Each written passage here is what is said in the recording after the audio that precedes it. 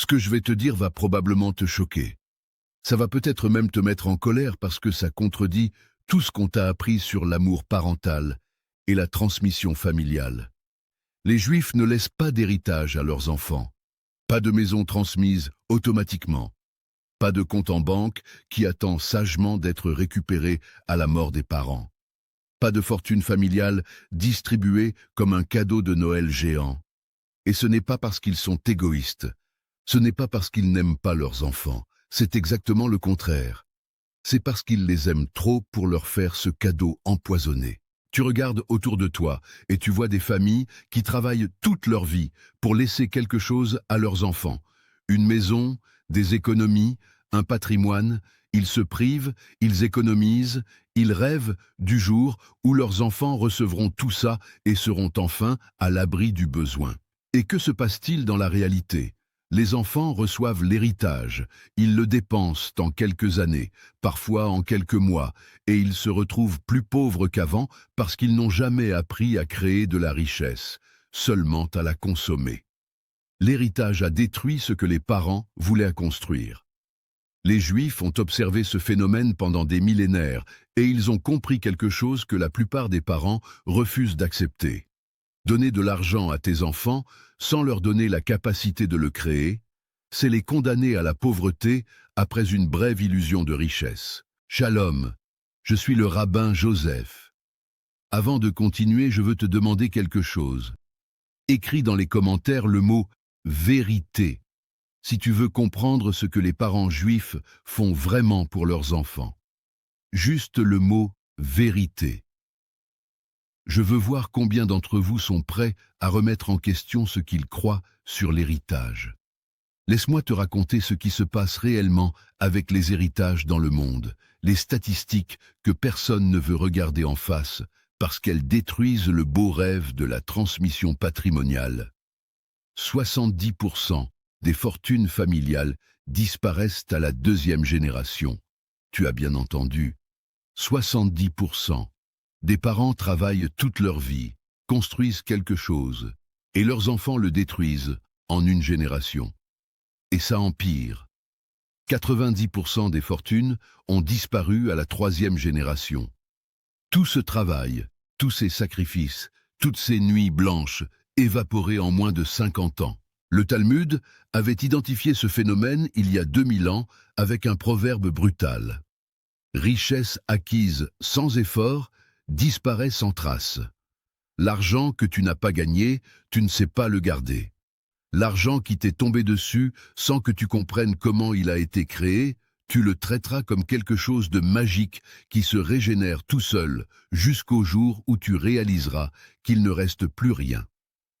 Les parents juifs regardent ces statistiques et ils se posent une question que la plupart des parents évitent. Est-ce que je veux vraiment faire ça à mes enfants ? Est-ce que je veux leur donner un cadeau qui a 70% de chances de les détruire ? Est-ce que mon amour pour eux se mesure en euros transmis ou en capacité développée ? La réponse à ces questions change tout dans leur façon de préparer la prochaine génération. Alors qu'est-ce que les parents juifs donnent à leurs enfants si ce n'est pas de l'argent ? Ils donnent quelque chose de infiniment plus précieux, quelque chose qui ne peut pas être volé, qui ne peut pas être gaspillé en une nuit de folie, qui ne peut pas disparaître dans un mauvais investissement ou un divorce destructeur. Ils donnent la capacité de créer de la richesse plutôt que la richesse elle-même. Le Talmud utilise une métaphore puissante. Si tu donnes un poisson à ton fils, il mangera un jour. Si tu lui apprends à pêcher, il mangera toute sa vie. Mais les Juifs vont encore plus loin. Ils n'apprennent pas juste à leurs enfants à pêcher, ils leur apprennent à fabriquer des cannes à pêche, à créer des étangs, à employer des pêcheurs, à vendre du poisson dans le monde entier. Ils transmettent un état d'esprit complet, une façon de voir le monde, une relation avec l'argent qui garantit que leurs enfants seront toujours capables de créer ce dont ils ont besoin. Cette transmission commence dès le plus jeune âge. Les enfants juifs sont exposés aux conversations sur l'argent, sur les affaires, sur les investissements. Ils voient leurs parents travailler, négocier, construire. Ils comprennent d'où vient l'argent avant même de savoir le compter. Et surtout, ils apprennent que l'argent est le résultat d'une valeur créée, pas un cadeau qui tombe du ciel ou qui attend dans un coffre d'être distribué. Je vais te révéler maintenant les 5 choses que les parents juifs transmettent à leurs enfants à la place de l'héritage financier. 5 héritages invisibles qui valent 1000 fois plus que n'importe quel compte en banque. Premier héritage invisible, l'éducation financière pratique. Pas la théorie qu'on apprend dans les livres, l'éducation réelle qui vient de l'expérience. Dès l'adolescence, les enfants juifs sont encouragés à créer leur propre petit business. Vendre quelque chose, offrir un service, résoudre un problème pour de l'argent. Ils apprennent à négocier, à gérer un budget, à faire la différence entre un investissement et une dépense. Quand ils arrivent à l'âge adulte, ils ont déjà des années d'expérience pratique avec l'argent. Le Talmud encourage cette éducation précoce. Celui qui n'enseigne pas un métier à son fils l'enseigne à devenir un voleur. L'argent viendra de quelque part. Soit ton enfant apprend à le créer honnêtement, soit il trouvera d'autres façons de l'obtenir. Les parents juifs préfèrent contrôler cette éducation plutôt que de la laisser au hasard de la vie.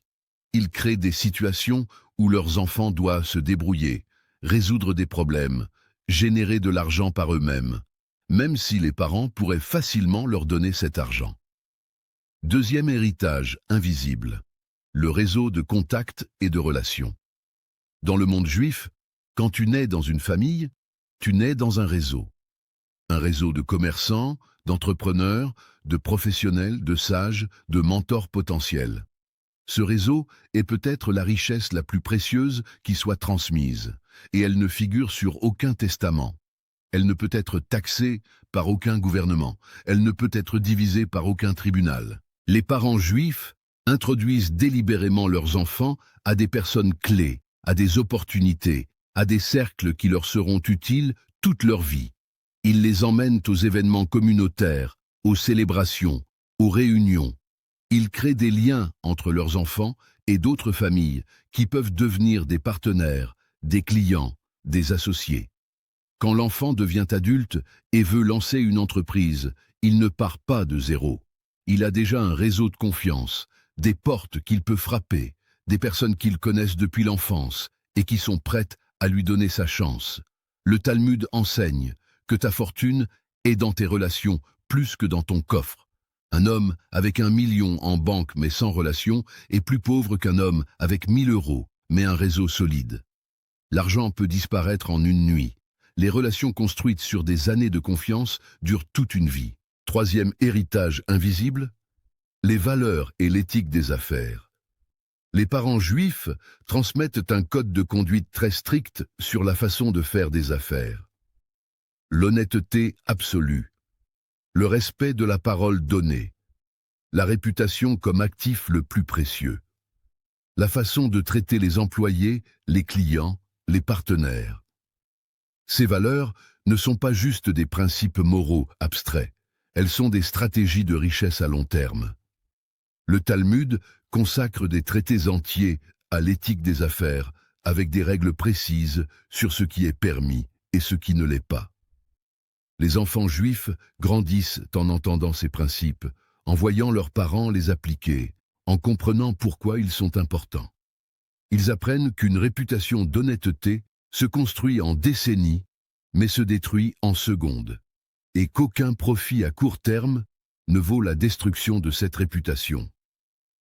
Ces valeurs sont transmises comme un héritage sacré, bien plus important que l'argent lui-même.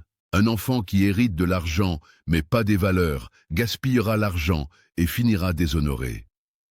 Un enfant qui hérite des valeurs, mais pas de l'argent, créera l'argent et sera respecté toute sa vie. Les parents juifs ont fait ce calcul il y a des siècles, et leur choix est clair. Quatrième héritage invisible, la mentalité de résilience et d'adaptation. L'histoire juive est une histoire de catastrophes surmontées, des expulsions, des persécutions, des destructions totales, suivies de reconstructions complètes. Cette histoire a créé une mentalité particulière, la conviction profonde que peu importe ce qui arrive, peu importe ce qu'on te prend, tu peux toujours reconstruire. Les parents juifs transmettent cette mentalité à leurs enfants à travers les histoires familiales, à travers les célébrations qui rappellent les épreuves surmontées, à travers l'exemple de leur propre façon de faire face aux difficultés.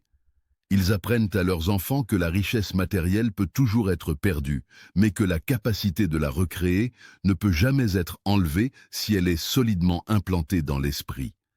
Le Talmud raconte des histoires de sages qui ont tout perdu et qui ont reconstruit des fortunes en partant de rien, juste avec leurs connaissances et leur mentalité.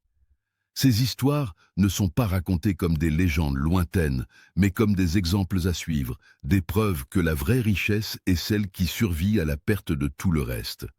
Un enfant élevé avec cette mentalité ne sera jamais vraiment pauvre, même s'il perd tout son argent, parce qu'il sait qu'il peut reconstruire. Cinquième héritage invisible. L'accès à l'entreprise familiale. Pas la propriété, l'accès. Cette distinction est cruciale et elle explique comment les fortunes juives se maintiennent sur des générations là où les autres disparaissent. Les parents juifs ne donnent pas leur entreprise à leurs enfants. Ils leur donnent l'opportunité de la mériter. Un enfant qui veut rejoindre l'entreprise familiale doit prouver sa valeur. Il commence souvent en bas de l'échelle. Il apprend chaque aspect du business. Il démontre qu'il peut contribuer avant de pouvoir diriger. Cette approche garantit que ceux qui héritent de la direction sont compétents, pas juste héritiers par le sang.